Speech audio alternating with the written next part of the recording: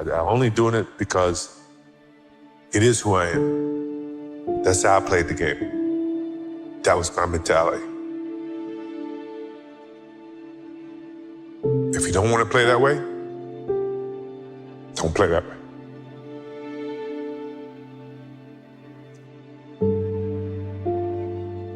You know, basketball is my love, always have been, and I can't ever, envision an ending of something like that. You know, that passion that I have for the game until I'm dead and gone. Until that's when it's, I can wait. I'm not in a rush. What's triumph mean? What do you associate with triumph? Winning. All the time, winning. If I can really elaborate on why I said myself more so than another athlete, is that because a lot of times I had to battle with myself to keep challenging myself. You know, that to me was why I would say that the biggest battle was myself, because when you get to a certain pinnacle, you got to find some ways to keep going out there for 82 games. Kevin used to take practices and put me in the starting five. And he'd make it a competitive thing where the losing team have to run. So now I'm on the winning team, and halfway in the game, halfway in the situation, he would switch me to the losing team. So I take that as a competitive thing by you trying to test me. And by 9 times out of 10, the second team would come back and win no matter what he did. And you still want to do that as a pro when you leave basketball? Yeah, I do. A lot of people say I couldn't do it, but it's more energy for me to try to do it. It just drives me when people say I can't do it. That means I'm gonna certainly try to achieve it even harder. My competitive drive is far greater than anyone else that I've met. You know, I think that I thrive on that. I think that's my biggest motivation in life, is to compete, find different competitions and certain things in life and try to overcome that, be it positive or negative. But I have yet to meet someone who's as competitive as me, and I just feel that much confident about my competitive drive. I just think that I have the habits of working hard. I've always been taught that to reach a goal that in life that you want, you have to work hard to get to it. And so far, I just, have that in mind. Determination, what your motives are, what your ambitions were from the beginning. It's been a lot of soul searching in terms of, it's easy to sit back and say, well, I have given my best. I'm tired, somebody else got to do it or whatever. I didn't take that approach. I thought positively and said, whatever I could do, every little inch of energy that I have, I'm gonna try to provide for this team. I mean, if you give up, then they give up. So I didn't want to give up. No matter how sick I was, or how tired I was, or how low on energy I was, I felt the obligation, to my team, to the city of Chicago, to go out and give that extra effort so that we could be here for the 5th championship. How's the transition been from college to the Olympic experience and now to the NBA? Well, I think it's been pretty easy. I think the Olympic was kind of pre-professional level. It was fast-paced, it was physical, and that's just the type of NBA game is. And, coming on this level is a brand new start for me, and I have to start from the bottom and work my way up. So, I think the hard work is ahead of me, and I'm willing to take on that challenge and go out and play the best I can.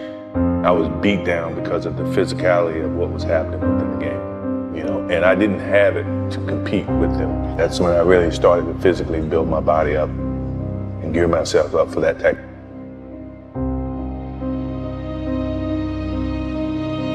From that year on, I got stronger and stronger and stronger and stronger because that became as important as anything else. I really set a standard for myself, which is normal. But then you have to step it up another level to be above normal. What motivates me is the unknown. No one knows. They can all speculate, but no one really knows. No, for one time, my principal advised me to go to an Air Force Academy because he felt that after I finished college, I have a job. So I said, no, I don't want to go that route. So I decided to go to University of North Carolina. A lot of people didn't expect me to do so well, but I guess that was a challenge that I faced. And sometimes you have to face those challenges and see what happens. I will not quit this game because of what the media has done to me or what other people have done to me. I will quit this game because my skills are diminished. I can't find the challenges to keep pushing myself. My love is always going to be there, but my pride won't let me leave because someone else is going to push me out. I'm going to leave on my own terms. And I don't think too many athletes have that opportunity to do. And that's what I want to do whenever it comes my time. Well, I just tried to. They made me work on the offense as well as on the defensive end, and it's always great to go against some challenges like that and just see how you stack up against some of the best two guards in the league. And I think when our team winning has really put some pressure on them because they hadn't really had the help that I've had on the offensive end as well as the defensive end. So I'm happy with the way I played against both of those guys. I mean, that's just one game, and I'm pretty sure they was as excited as I was to compete against. 3 years of playing some solid basketball. Scottie Pippen and I had played basketball for, almost 12 straight months, and now, it took its toll on us. But we had so much desire and determination to get to this point that we were not going to give up. At least if we were going to go down, we were going to go down fighting with every energy that we had. We were going to put on the basketball court. It was tough. It was tough in the sense that I was more competitive than I ever was because I wanted to win more than I ever did, because of some of the bumps in the road. For a competitive junkie like me, golf is a great solution because it smacks you in the face every time you think you have accomplished something. That to me is taking over a lot of that energy and that competitiveness for basketball. Do you think sometimes that the way you play could shorten your career because you play so hard, you're the nucleus of the success in Chicago? And I don't mean to embarrass you or put you on the spot so you have to diss your partners. But you have to really play hard. Does that hurt you physically? No, because when I play hard all the time. There's no turn it on here, turn it off here. It's just 110% at all times. So, if I burn out. That means my career's short. I go play golf. So my whole life, I've never paced myself. It's all just go out and do your best. And a lot of people worry about me burning out. And I never had the time to worry about it. It evolved to be more of a mental challenge for me than a physical. And that's one of the reasons that I still play the game, because I can challenge myself. I never feel that I'm at my best. I feel I still have room to improve. I still set goals for myself to strive for. I'm never complacent with what I've achieved. Even though it's been very successful for me, I still feel I have a lot to prove, not just as a player, but as a person, as a father, to some extent, as a role model in all aspects. So I'm never really too complacent with myself or with what I've achieved. When I get to a point where I feel I can improve as a player, I walk away from the game. I still feel that I have a plateau that I hadn't reached yet in terms of my skills or my expectations of myself. I'm always going to expect myself to do certain things or surpass certain things.